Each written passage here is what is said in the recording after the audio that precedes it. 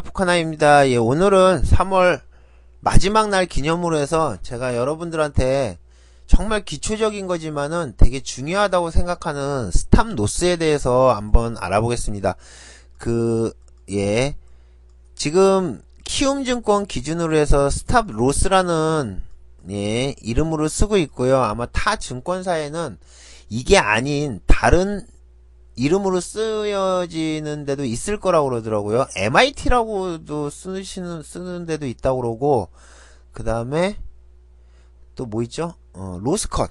예, 로스컷이라고도 예, 쓰는 데가 있다고 그러더라고요. 그러니까 뭐 여러분 증권사마다 다 조금씩은 틀릴 거예요. 그렇지만 이제 제가 우선 개념을 설명을 해드릴 테니까 그거를 보시고 여러분들이 이제 증권사에 문의를 하셔가지고, 모르시는 분들은 증권사에 문의를 하셔서, 요 방법을 한번 써보세요. 아마, 급락할 때, 여러분에게 최대한, 안전망이 되지 않을까, 예, 생각을 합니다.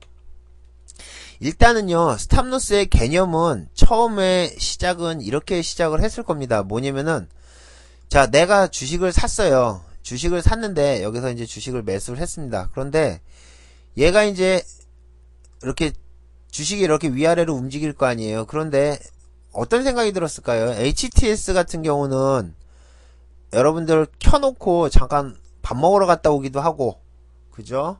회사에 다니시는 분들은 회의도 갔다 오고 그렇잖아요.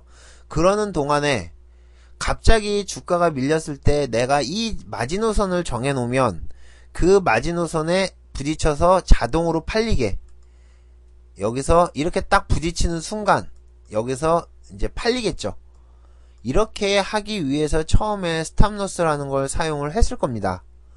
물론 그게 이제 가장 스탑로스라는 것도 그런 거죠. 스탑로스, 즉 손실을 멈추게 한다.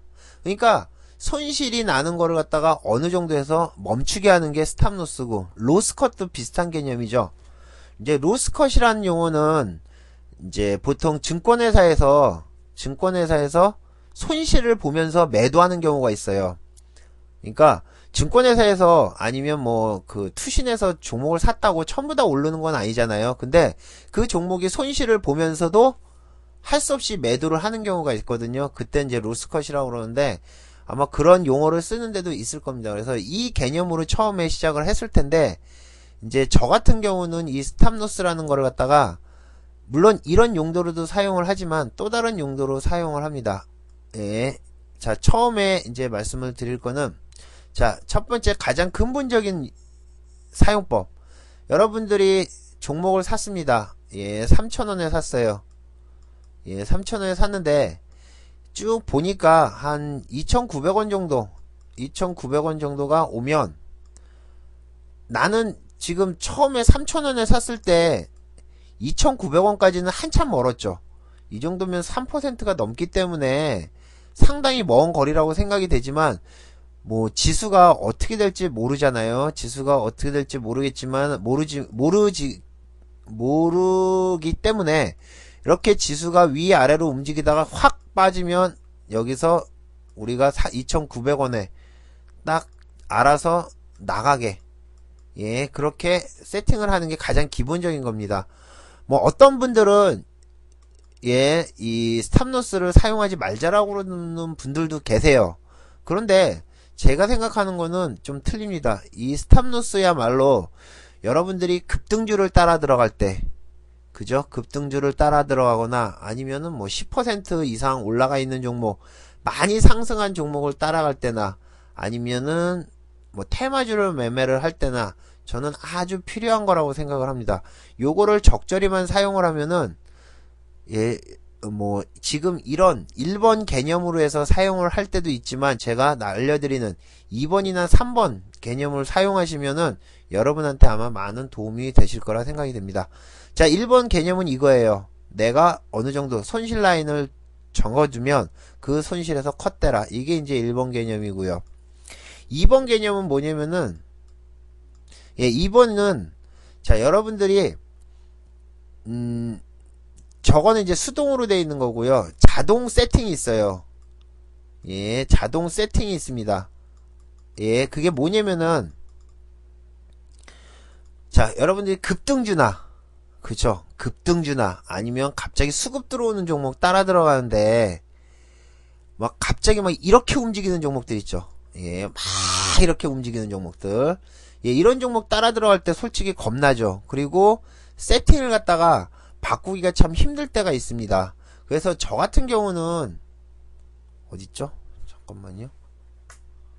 화면이, 아, 여기 있다. 예, 저 같은 경우는 지금 일단은 이렇게 사용을 하고 있습니다. 자, 보시는 것처럼 모든 종목이, 예, 들어오면, 보이시는가요? 예, 여기 있다. 예, 이러면 다 보이시죠? 자, 요거를 갖다가 캡처를 떠서 다시 한번 보여드리죠.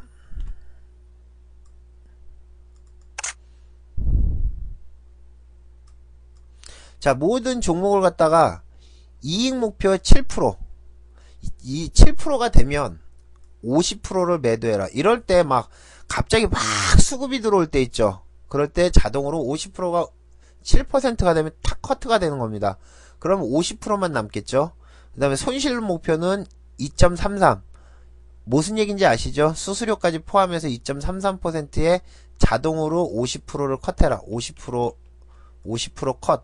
그죠? 그 다음에 4.33% 되면 나머지 50%를 컷해라. 그 얘기입니다. 이렇게 자동으로 세팅을 해놓으면 여러분들이 이렇게 급등하는 종목 들어갈 때 겁나지가 않아요.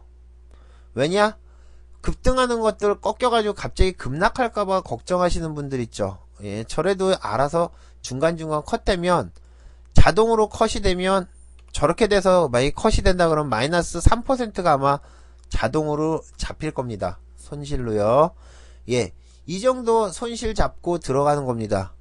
아이고, 이 정도 손실 얼마나 크다고 생각하시면 여러분이 그 폭을 줄여버리면 돼요. 그러면 뭐 마이너스 2%에서도 자를 수 있고 그렇게 세팅하는, 예, 이렇게 사용할 수 있는 게 두 번째 방법이고요. 또 한 가지 방법은 뭐가 있냐면은 세 번째 방법은요. 예, 세 번째 방법은 익절이라고 얘기를 하는 겁니다. 예, 익절이라고 하는 거를 말씀드릴게요. 아마 제 입에서 익절이란 말이 참 많이 나올 겁니다. 근데 많은 분들이 입절이라고 알고 있는데 입절 아니죠. 예, 익절입니다. 익절. 익절이는 이익을 내고 자른다는 얘기예요. 즉 무슨 얘기냐? 자, 주가가 매수를 했습니다. 근데 수익이 났어요. 수익이 나서 쭉 올라갑니다. 뭐 한 3%든 2%든 여기서 꺾이는 거 보고 여기서 50%를 매도를 하죠.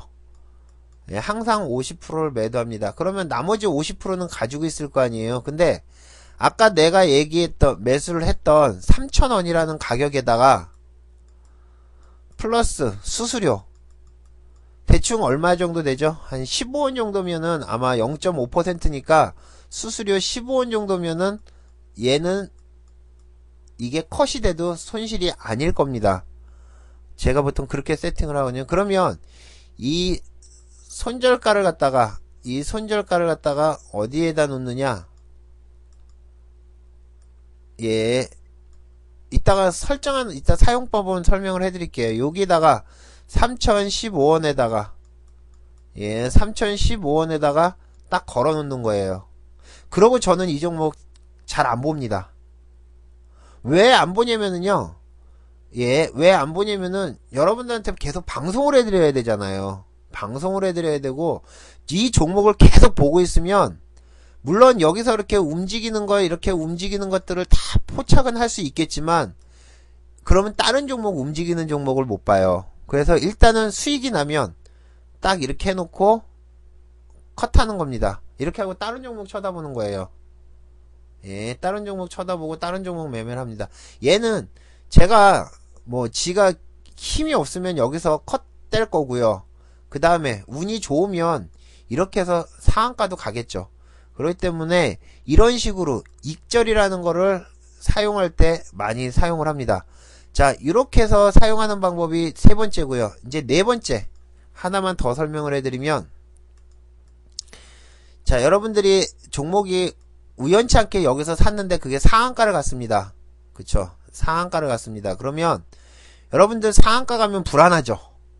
상한가 가면 갑자기 물량이 나오면서 이렇게 빠지지 않을까? 아니면 막 이렇게 쭉 해서 빠지지 않을까? 겁납니다. 이럴 때 어떤 식으로 사용을 하냐면요. 자, 우리 호가창 하나만, 오늘 상간 종목이 뭐 있죠? 상간 종목이 아까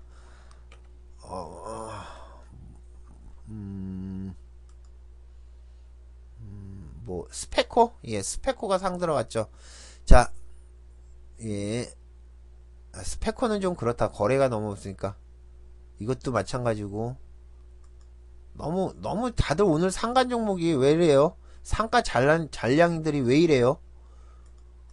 장난이 아니네요. 상한가 잔량들이. 됐다. 예를 들면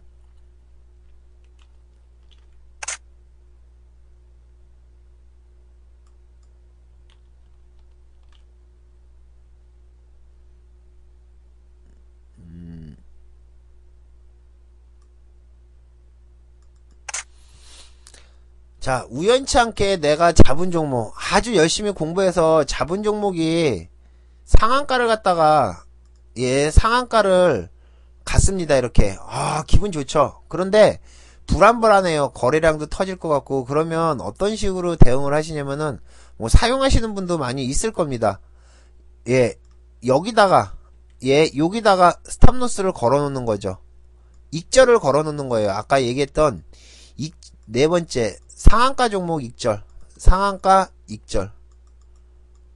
자, 상한가 간 종목을 갖다가 밑에서, 예, 이렇게 되면 여기 1710원이나 1705원에다가 걸어 놓는 겁니다. 익절을요. 그러면 어떻게 될까요? 풀리면서 얘가 쭉 나오면서 물량이 터지면서 체결이 되겠죠.